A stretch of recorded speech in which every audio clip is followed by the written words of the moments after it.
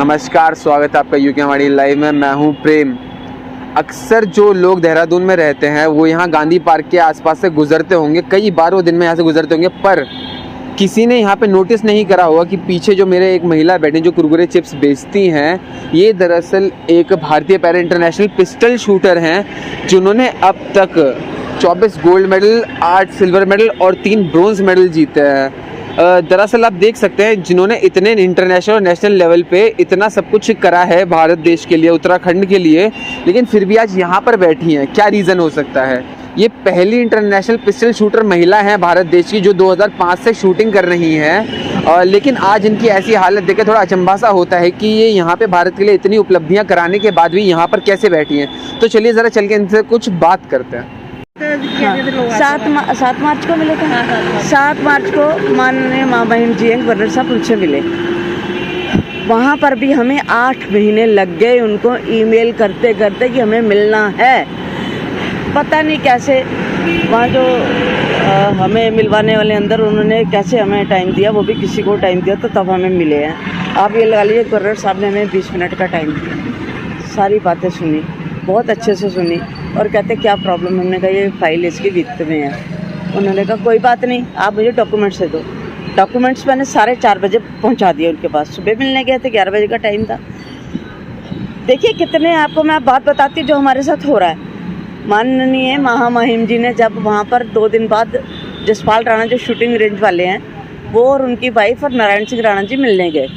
जब वो मैम मिलने गए तो महामहिम जी ने कहा कि दिलराज कौर मेरे से मिलने आई थी, तो आप जाके ये देखिए वो आपके, उन्होंने कहा हमारी रेंज से खेलती है, वहाँ तो वो वहाँ चू चपड़ भी कर सकते थे ना, एक गवर्नर साहब है हमारे। तो उन्होंने कहा ठीक है। तो उनकी वाइफ को कहा कि तुम इसके हमें जो और भी डिटेल्स है वो दे दो, रिकमेंडेशन कर दो।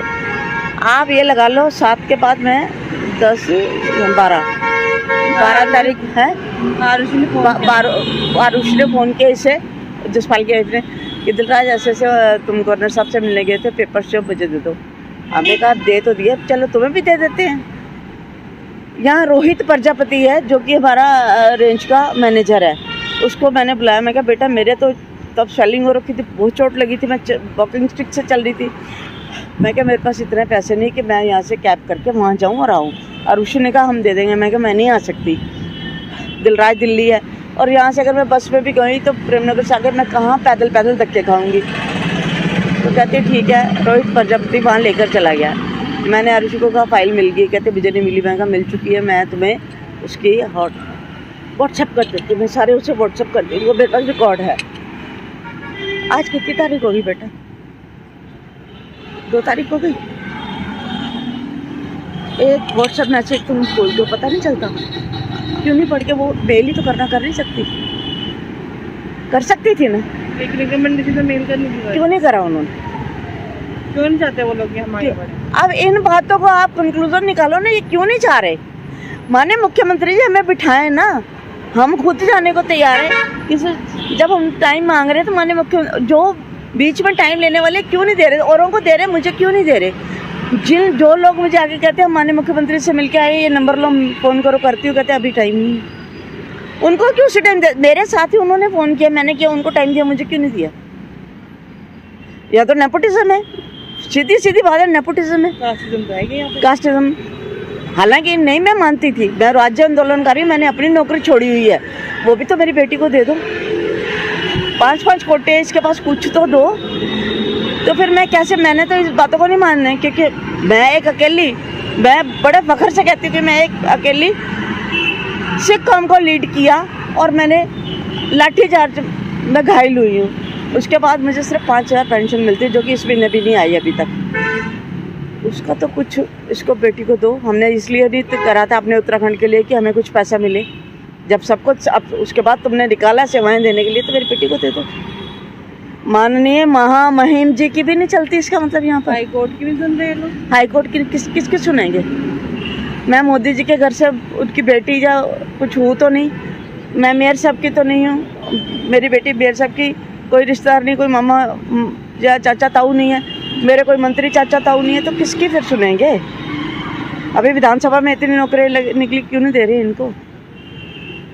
ये है हमारा दर्द।